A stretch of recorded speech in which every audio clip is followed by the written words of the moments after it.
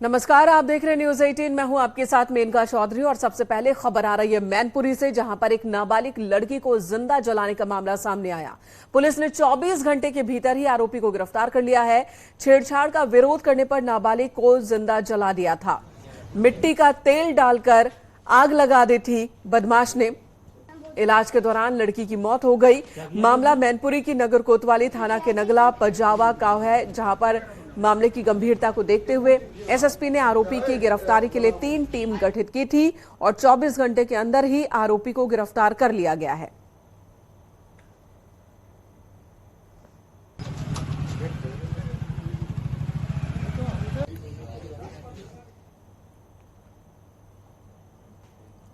और अगली खबर मेरठ से, जहां पर डबल मर्डर केस में चौंकाने वाला खुलासा हुआ। बेटा पर माता पिता की हत्या का आरोप है।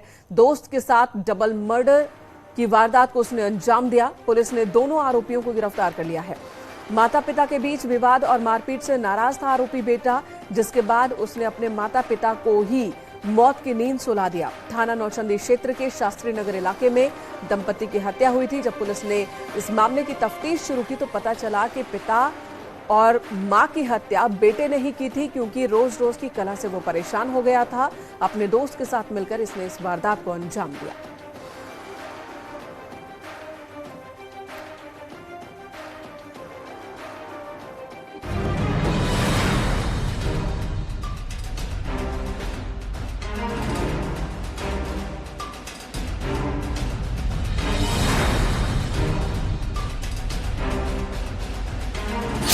एक कमरा, 2 लाशें।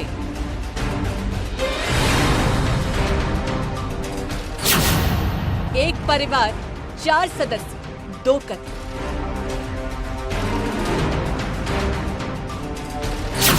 दो मंजिला हवेली, किस मंजिल पर कातिल?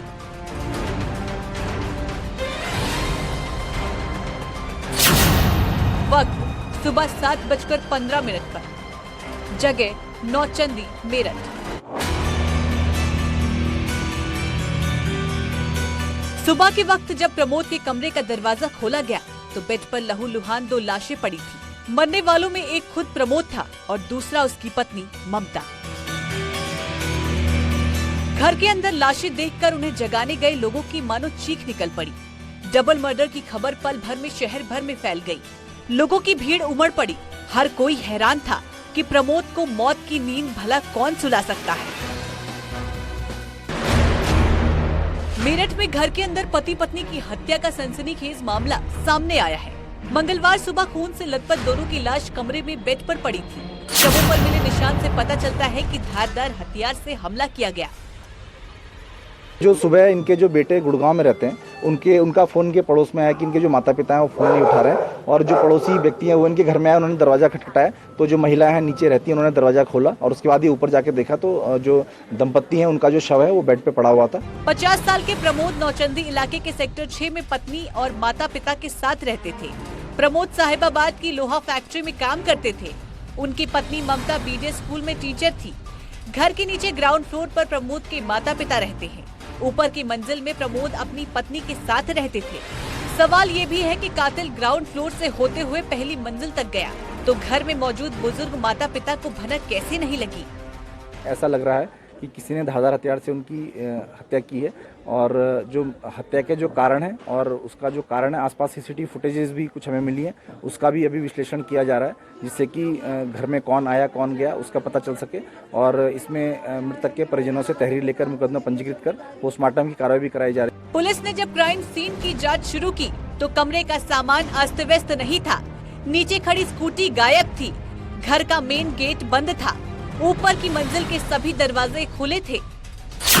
सुराग नंबर 1, कमरे में मिला लैपटॉप ऑन था, जिसके 2 मतलब निकलते हैं। एक, या तो हत्यारे ने लैपटॉप ऑन किया होगा या फिर काम के दौरान ही दोनों का कत्ल हुआ। दूसरा सुराग, किचन में खाना मिला है, जिसका मतलब है कि दोनों ने रात में एक साथ खाना खाया था। तीसरा सुराग, बेड पर सलीके से लेटी हुई हालत में बॉडी मिली, जिसका मतलब है कि सोते वक्त कातिल ने हमला किया होगा।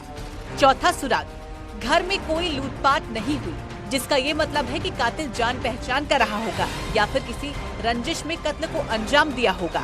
5वां सुराग, मेन गेट बंद पिछला दरवाजा खुला मिला, मतलब कातिल पीछे के रास्ते से फरार हुआ।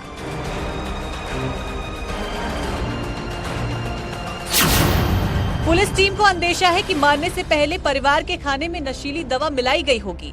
फिलहाल फॉरेंसिक टीम ने रसोई के खाने के सैंपल लिए हैं। Bureau report, news 18।